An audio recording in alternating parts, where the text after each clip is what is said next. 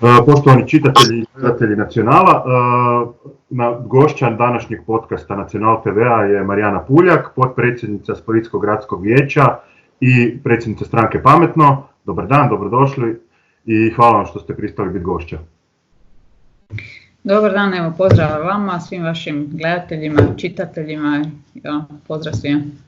Pa evo odmah na početku, jučer je bila video sjednica Splitskog gradskog vijeća, zapravo u četvrtak.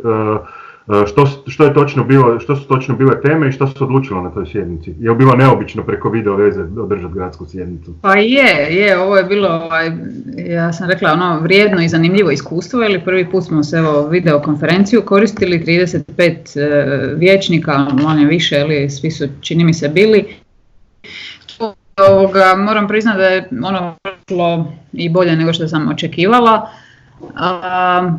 Mislim da je zbog takvog načina komunikacije, mislim da su se svi onako malo i suzdržavali, nisu previše diskutirali kao inače kad se uživo vidimo u vijećnici, tako da su bili dosta i fokusiraniji i koncentriraniji, tako da je 20, imali smo 27 točaka. Završili smo u rekordnom vremenu, nekih 4-5 sati, tako nešto, inače to zna trajati po 12 sati sjednica ili 2 dana čak.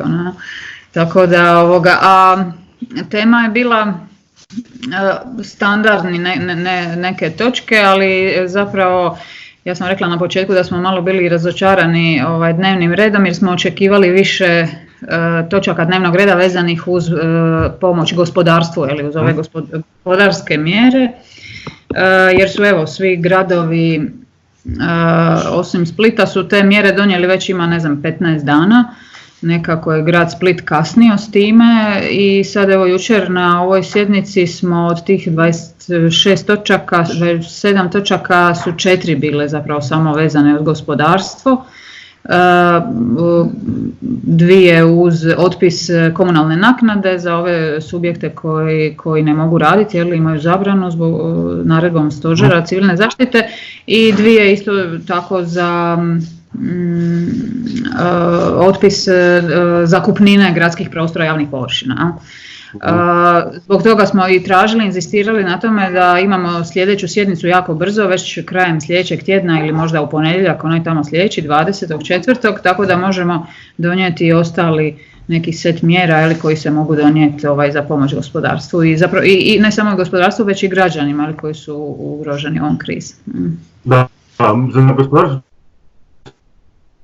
Možda sad, kako je trenutno, koliko je zapravo ova situacija u domu za umirovljenike pogodila cijeli Split i kako bi vi komentirali sve to? Je li tu ipak riječ o nekom nemaru sa strane? Ma zapravo primjer je, ja bih rekla, simptomatičan. To je zapravo tragično neko otkriće u ovo doba koronavirusa, znate, izlaze na površinu svi rezultati loše vladavine zadnjih 30 godina, tog nekog političkog klijentelizma, kadroviranja političkog, podobni a ne sposobni, jel? Evo sad je, mislim na taj slučaj smo mi upozoravali ranije, ali evo sad je cijela Hrvatska čula za taj slučaj da je ravnatelj tog doma nekadašnji dugogodišnji gradonačelnik Omiša, čini mi se 4 mandata je tamo bio, a mandat mu je obilježen raznim aferama i onda nisu znali gdje će ga smjestiti, čovjek sam je rekao u to nekim izjavama, čovjek mora negdje raditi, i onda su ga njega diplomiranog arheologa, dakle bez ikakvih kvalifikacija, bez natječaja, smjestili na mjesto ravnatelja jedne takve ozbiljne ustanove.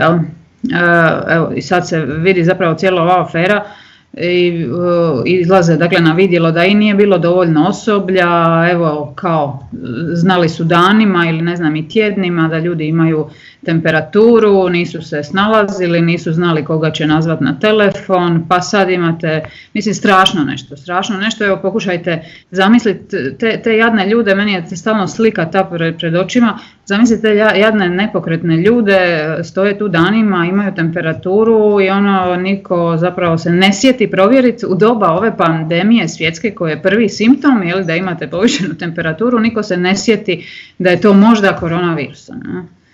strašno nešto. Stiče se dojam, ja ovako prateći naravno medije, pogotovo iz Splita, pa zadnjih par dana, da će sad nekako mi se stiče dojam da se sva krivica na medicinsko osoblje, na sestre koje rade u tom domu pokušava prebaciti. Je li to točan taj dojam ili... Pa ja ne bih rekla da je tu sad na medicinsko osoblje, zapravo, znate uvijek riba od glave smrdi, ja? Netko upravlja tom ustanovom, netko organizira taj posao, postoje dežurno osoblje i znaju se nekakvi njihovi zadaci, ali netko upravlja cijelim tim sustavom, je li? Znači... Ljudi koji upravljaju sustavom pokušavaju sad krivicu na medicinsku sestru. Pa naravno, je li šta bi drugo napravili, nikad oni nisu krivi.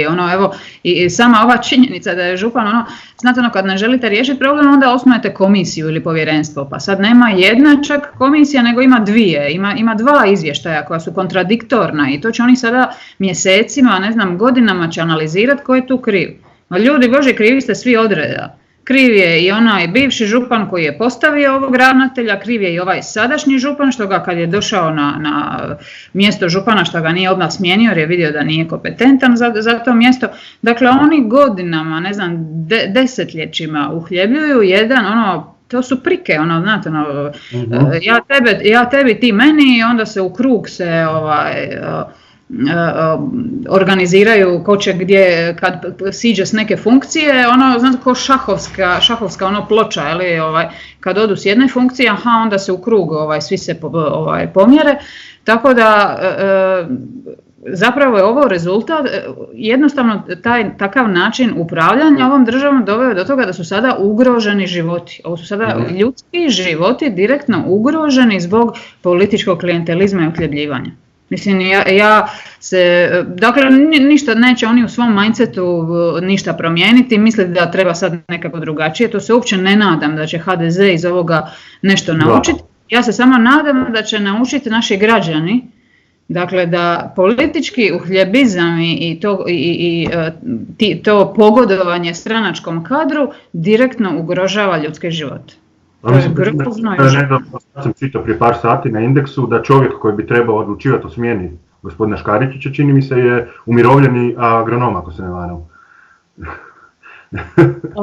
Pa ne znam sad tu liniju, meni se čini kako taj dom spada u županijsku ovlast, ta odgovornost seže i do samog župana.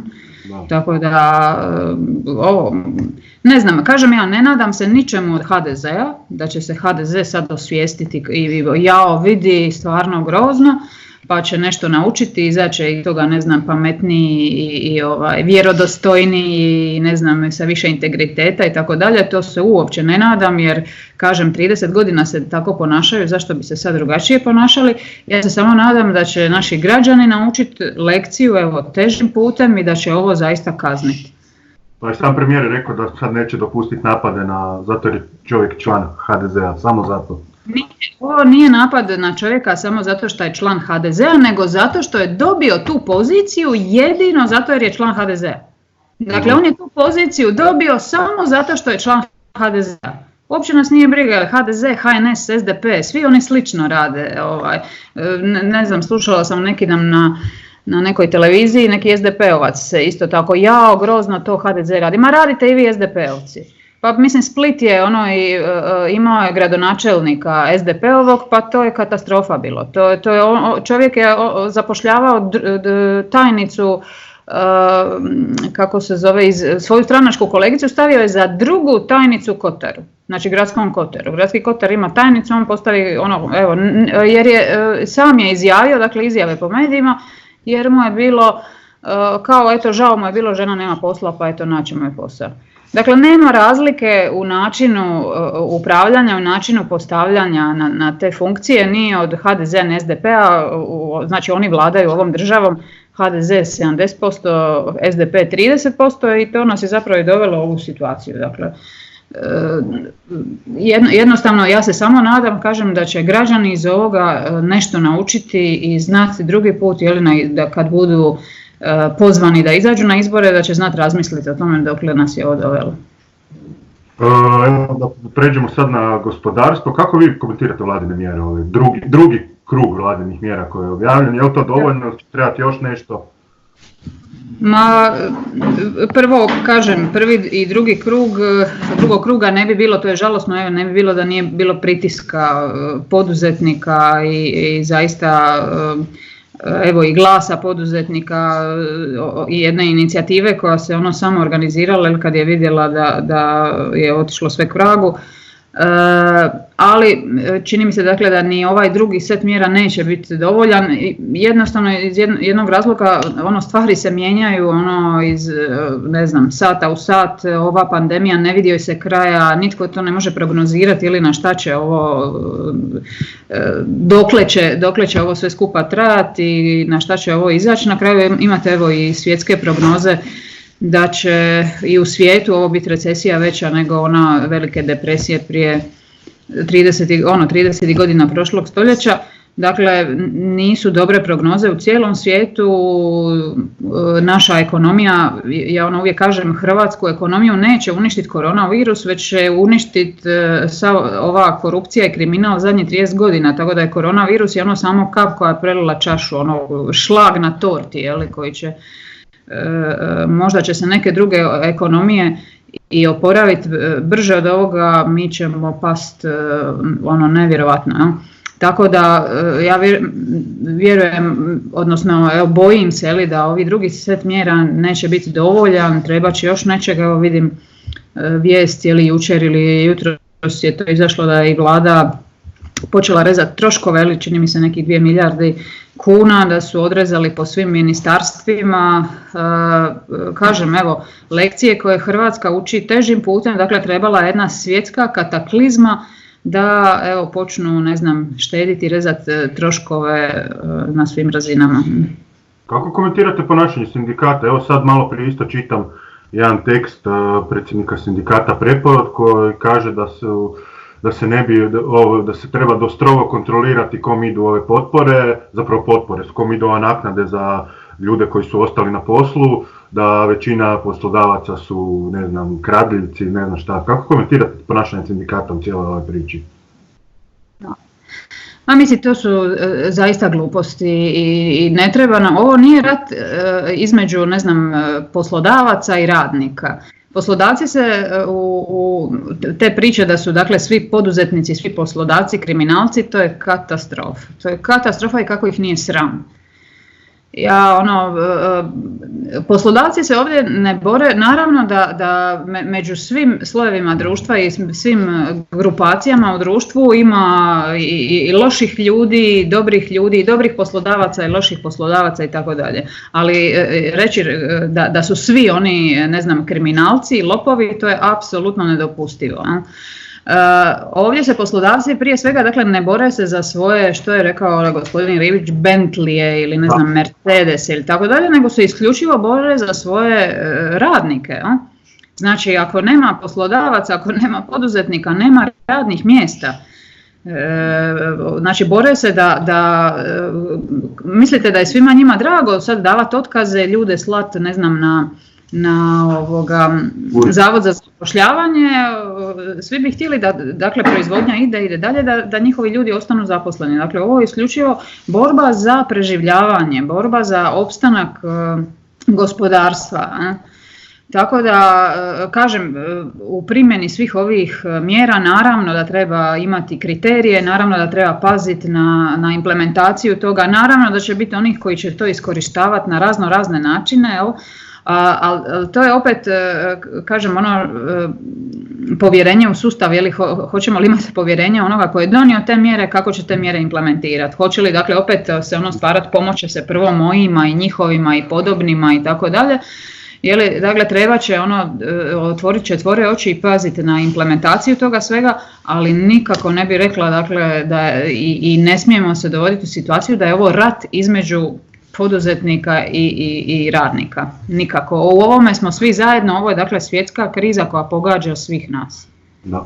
Nešto ste spominjali da se na gradskom vijeću Splita već o par detalja govorilo. Što očekujete od grada? Kako bi grad mogao u ovoj situaciji još pomoći da po poduzetnicima u Splitu bude lakše? Ovo su, evo ove sad prve 3-4 točke koje su sad jučer došle prekjučer na sjednicu, recimo bilo je prijedloga od oporbe da se poprave u smislu, one su išle isključivo prema poduzetnicima kojima je sad odlukom stožera zaustavljen rad.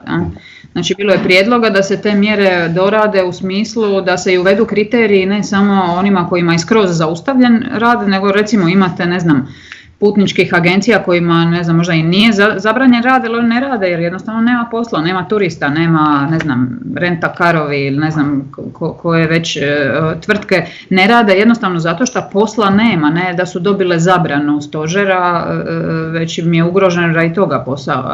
Dakle, možda je te mjere trebalo doraditi u tom smislu, ali evo, probat ćemo ih doraditi za jedno 10-ak dana na sljedećoj sjednici. Isto tako vidjeti šta je i sa socijalnim mjerama, trebali pojačati neke mjere možda i prema nezaposlenima, onima koji su sada slijedom ovih problema, ove krize dobili otkaze, dakle može im se na neki način pomoći.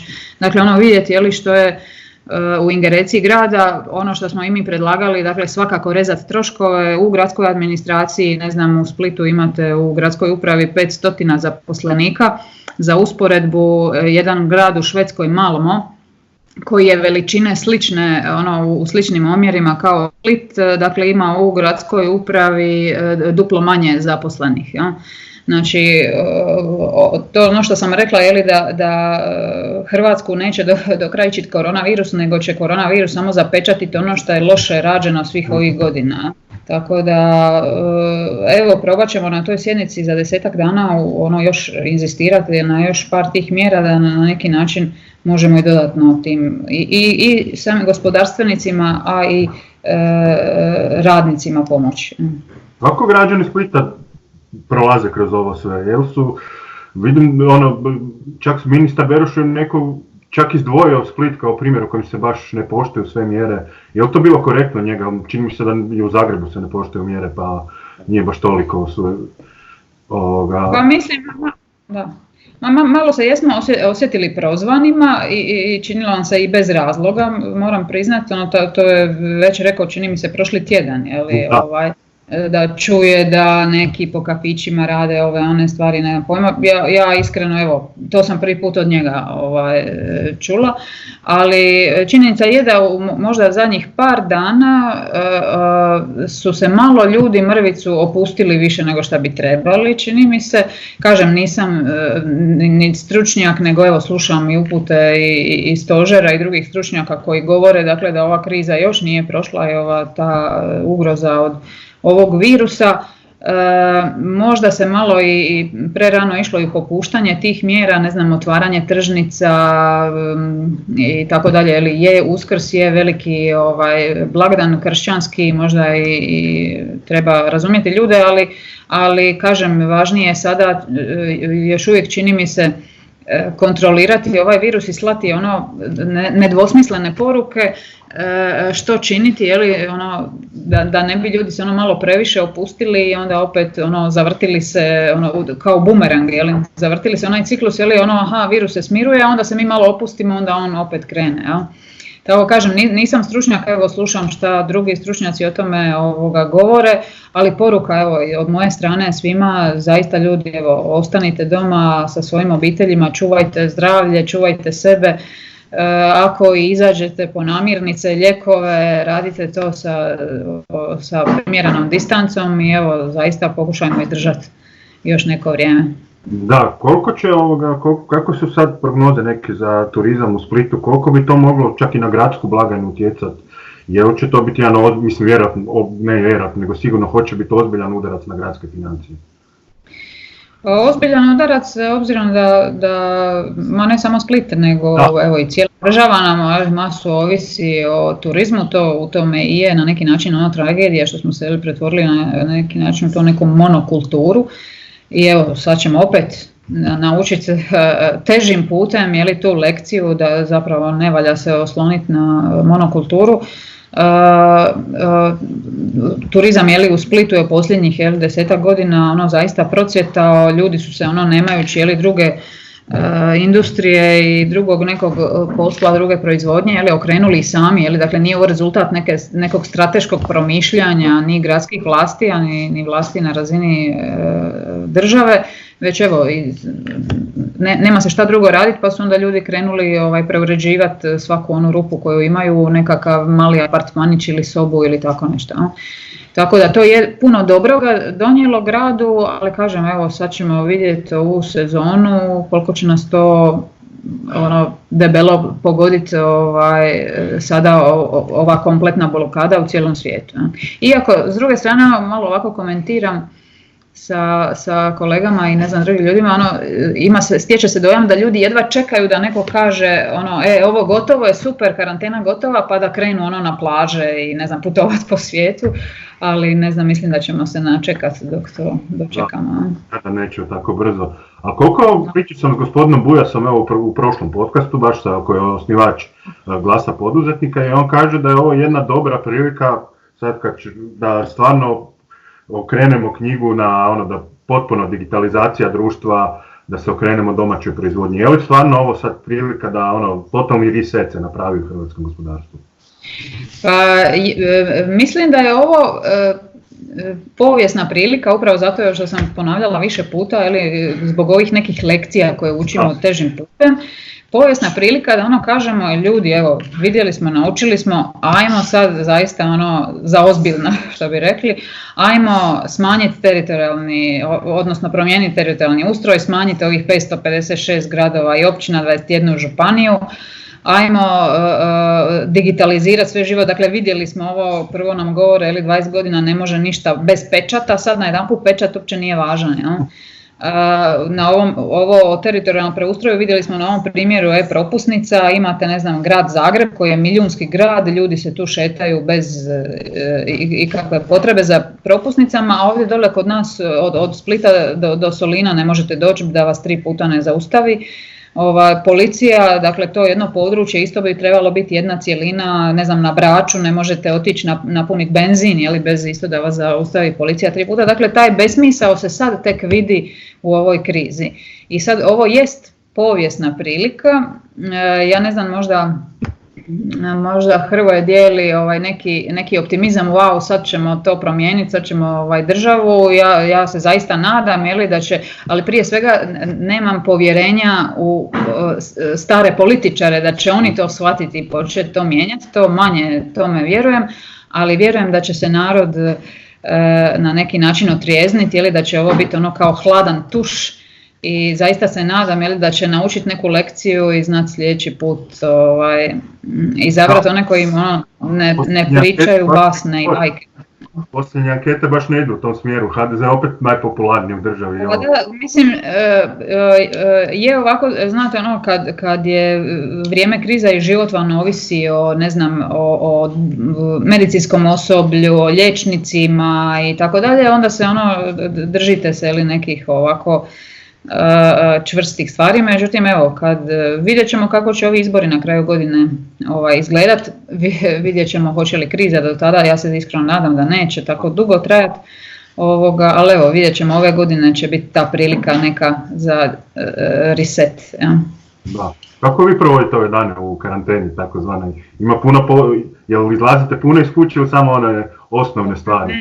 Pa ne, moram priznati da slabo, nikako zapravo ne izlazimo kad nestane nekih namirnica, ali evo i tu se snalazimo sa online najviše nekim narudžbama, evo smo i neku Facebook grupu napravili koja se evo i svidjela u Splitu, taj neki virtualni pazar Split koji je evo više od 17.000 ljudi u par dana je ušlo u grupu i sad tu razmjenjuju proizvode i OPG-ovi proizvođači nisu imali priliku na pazaru, znači na tržnici do prije neki dan i sad to koriste, ali čini mi se evo iz kuće, evo ne dižem se od laptopa, non stop znači radim od kuće i to se pretvorilo u 24 sata radno vrijeme. Da, jer se stigne pogledat neki novi film, serija, nešto za preporučiti našim gledateljima, neku, ili knjigu neku dobru koju ste pročitali. Pa evo, knjigu moram priznat, nisam sad ovih par dana, ali sam odgledala seriju ovu, ja ne znam jeste gledali onaj Money Heist ili La Casa de Papel. Jučer sam završio zadnju sezonu. Da, jeste se razočarali ili vam je bila dobra ili kako je bilo? Dosta dobro. Da. Priznat, druga sezona mi nekako najslabija bila, a ovo dosta napeta bila, ove posljednje dvije. Da, meni su se više svidjele ove prve dvije, ova treća i četvrta. Ja sam očekivala da će treća i četvrta biti cjelina kao prva i druga. Da, to me iznenadilo, priznati mene. Da će jedna pljačka dvije sezone. Tako. A dosta, jako dobra serija, slažem se. Je. Ali sad sam čula evo i lošu vijest, ova glavna glumica je sad ima koronavirus, tako da ne znam kako će sad nastavak biti snimanja i tako. Ništa, ja sam, moram priznati, to preporučio sam već jednom, ali svakako pogledate na Tiger King. Sulud dokumentarac koji razotkriva to političko društvo kako je danas, tako da preporučujem svakako.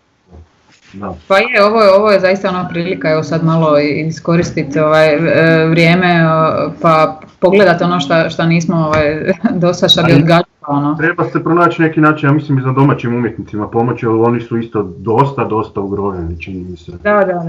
Da, posebno ovi samostalni umjetnici, to je zaista koji nisu u institucijama, ali ta neovisna takozvana scena, zaista mi je teško, pa evo, vidim da se isto dosta snalaze i oni sa online nekim verzijama promoviranja svojih radova i uradaka i zaista im treba pomoć koliko može. Da, ali o njima još nigdje ih nema ni u mjerama ni nikako da vlade, valjda će oni doći na red, nadam se.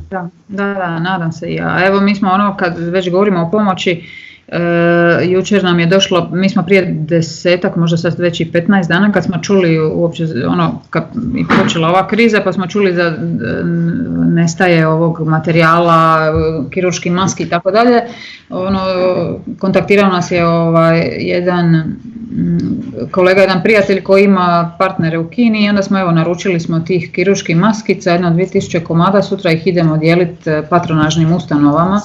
Ovdje u Splitu koje, znate, to su ustanove gdje patronažne sestre idu po terenu, pomažu starijima, nemoćnima, njeguju ih i tako dalje i to rade bez ikakve zaštite. Dakle, nemaju niti osnovnih tih maskica, ovih najobičnijih. Tako da evo sutra ćemo podijeliti malo tih maskica njima, nastojimo pomoći s naše strane koliko možemo. Prije mjesec dana smo nabavili nekih 10-ak tableta za ovu medicinsku školu kad je počela ova online nastava, neka djeca tamo nisu imali tablete pa smo i to pomogli, tako da evo pomažemo koliko možemo s naše strane. Kriza je opet, ja mislim, pokazala da većina ljudi dosta dobro reagira i da se neka solidarnost pokazala opet. Pa je. To je u doba krize zaista se pokaže se i veliko srce i ne znam i od sportaša, muzičara, svi nekako i običnih građana da ne kažem, svi su nekako pokazuju i evo razne one grupe koje se otvaraju, ne znam, jedni za druge i tako dalje, stvarno svaka čast i pohvala svima koji pomažu, da i neki naši susjedi koji ne mogu van kuće i na neki način su, ne znam, nepokretni, da im pomognemo da ovo lakše prebrode. Ništa, hvala vam što ste bili gošća i nadam se da drugi put kad ćemo razgovarati da ćemo o nekim ljepšim i normalnim, pod navodnicima, temama razgovarati. Može i ja se nadam da ćemo pričati, ne znam, o putovanjima po svijetu, da ćemo moći putovati. A do tada poruka je ostani doma. Apsolutno, ostanite doma i čuvajte se. Da, točno. Hvala još jednom što ste bili gošća. Hvala, pozdrav svima.